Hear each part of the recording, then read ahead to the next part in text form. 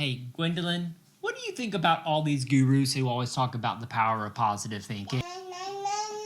What do you think about these gurus who talk about the power of positive thinking? Yeah, sometimes they can be a little woo-woo, but sometimes they've got good things. Personally, I think they're trying to take your money most of the time. Yeah. But you know what, though? It turns out there may actually be something to what they're saying. Maybe we shouldn't be so quick to throw the baby out with the bathwater. You remember last weekend when we were going to make a video and we decided that nope, we weren't because it was too cold?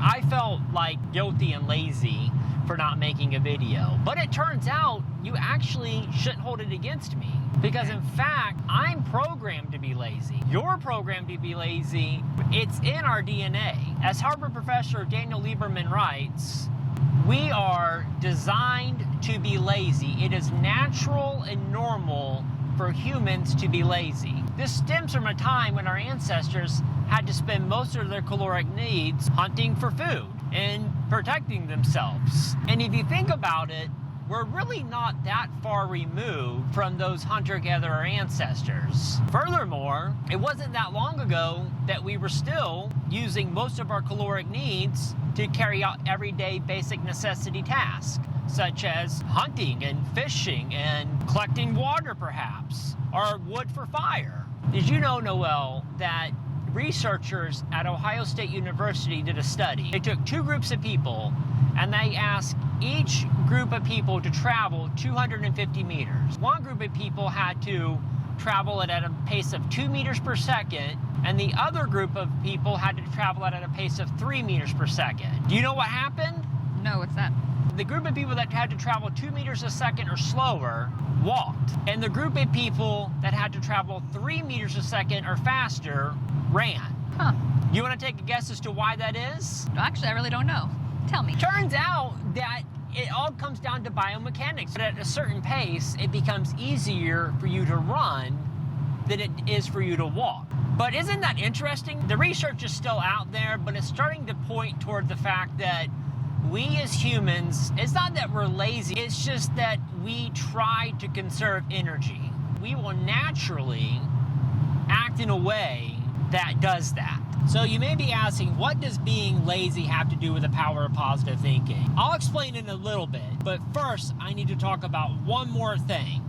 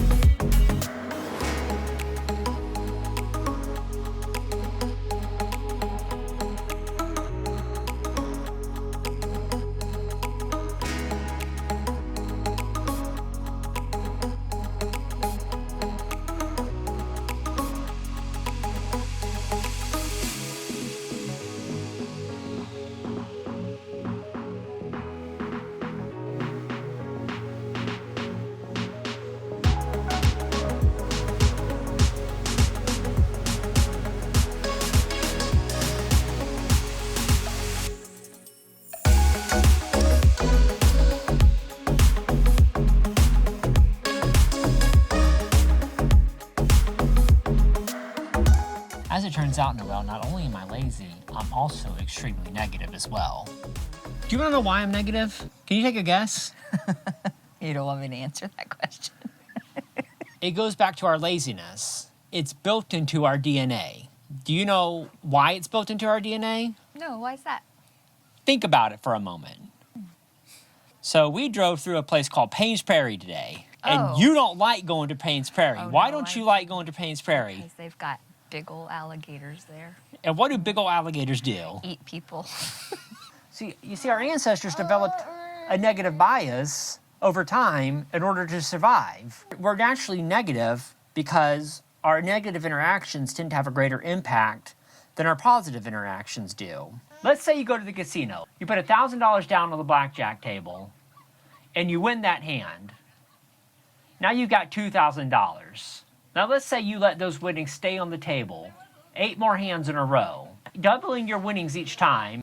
At the end of that, you're going to have $512,000. So you've had 9 positive interactions. But Let's say you're so happy and so excited that you run out of the casino to tell everybody, and you ignore all the traffic and the dangerous cars driving by, and then you get hit by a car. How are you going to spend that money now? So yeah, I mean, it seems like, one bad event could change everything. But Chad, tell me, what does negativity and laziness have to do with this? Good question. So we've established that we're not likely to take on risk to begin with, and we certainly aren't likely to take on endeavors that require our energy or our time, unless there's some sort of reward at the end. Take, for example, you're at your job, right? You want to get a pay raise or a promotion. And so you decide, in order to impress the boss, that you're going to go in and you're going to work an extra 2 hours every day. Now, already, you've taken on more energy in order to complete this task. So, to begin with, like you said earlier, now there's a risk. You've risked the loss of energy. That is something that I believe that our ancestors have been very, very careful about. Because if the hunt starts or something comes to attack them and they have no energy, they're doomed or they're starved. Going back to the modern day person trying to get the promotion in their job, they're taking on risk. To begin with, how do they even know they're going to get a raise? How do they know the raise isn't already allocated to somebody else, maybe the boss's nephew? Is anybody going to notice? Does it even matter? So right now they're already taking on a risk. But not only are they taking on that sort of risk of their time at work, let's say perhaps they have a spouse at home. So now they're not getting to see their spouse at home as much. And they're likely coming home more irritated because they've put in longer hours and they're tired. How long do you think the spouse is likely to put up with it for? Not forever. So now you've also got a strain on the relationship as well. Right.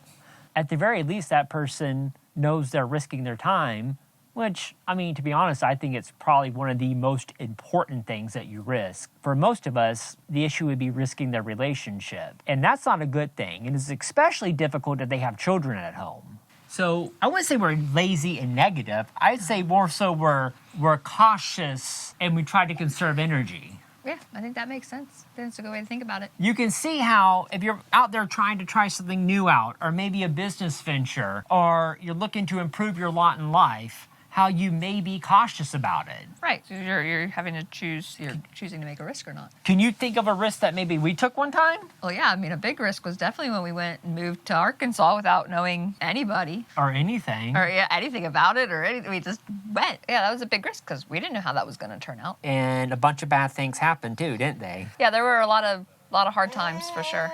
And how did everything turn out, Noelle? Overall, great. Yeah, so what do we do about this negativity and this laziness? You buy my mastermind course, Noelle. It's only $1,000. And I'll teach you everything you need to know to be successful in life. Hey, if you can dream it, you can do it. I have a couple of really good, helpful tips to begin with. Okay. So the first thing you have to realize is it's natural to be lazy and it's natural to be negative. Or better put, it's natural to want to conserve energy and it's natural to be cautious. So if you're ever feeling lazy or negative or anything like that, just know you're not alone. You're completely normal and there's nothing wrong with you. She's singing to it.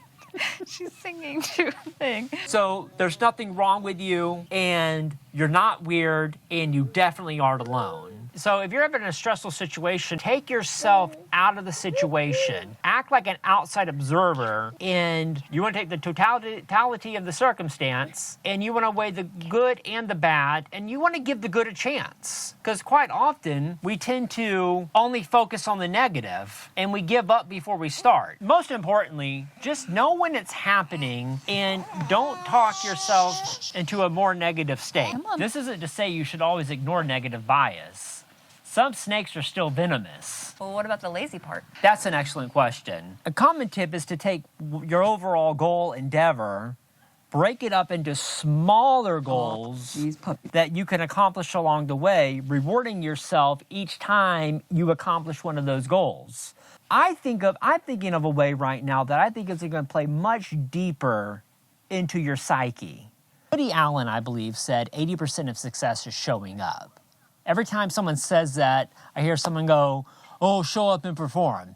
No, just show up. You get there, and you have to ask yourself, I've made it this far. Do I go back? Do I go back to the coziness of my home? Do I go back to the comfort that I left, everything I gave up to make it here?